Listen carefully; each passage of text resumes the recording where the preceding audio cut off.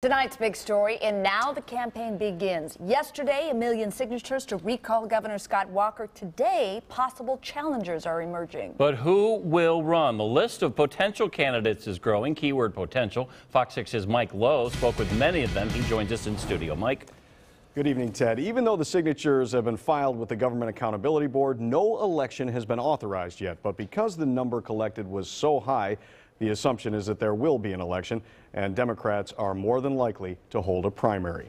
I've said publicly that I would not be the least bit surprised if we had a Democratic primary for governor. Former Dane County Executive Kathleen Falk is lining up union support, and she announced her intentions on the web this morning. Hope has inspired this movement, and the people of this movement inspire me.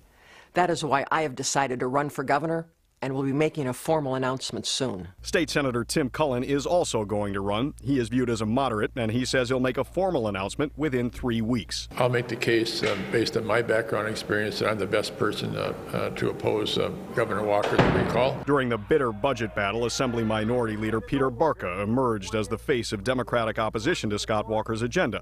He is also mulling a bid. This is too important of a decision to make a hasty move.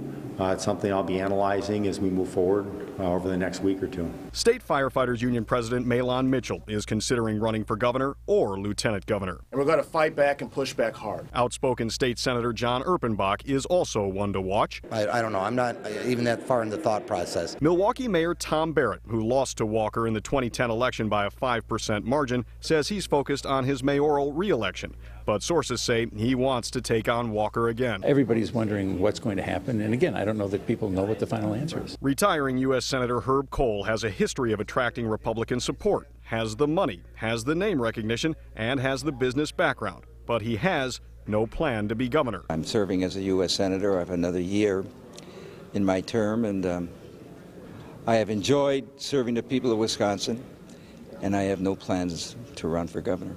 It's not a flat-out no, though. So are you willing to say flat-out that you're not going to run? I think the statement speaks for itself. Governor Walker has already launched a TV ad campaign to make his argument that his reforms are working. We wiped out a $3.6 billion deficit. Walker maintains his focus during the recall process has been on improving Wisconsin's economy and employment outlook. No matter who might be an opponent in a recall, we're going to focus on those same things. And State Senator Kathy Vinehout also says she's looking into running. And two other high-profile names have been mentioned, La Crosse Congressman Ron Kind and former U.S. Senator Russ Feingold. But Feingold is the only one who has said no unequivocally.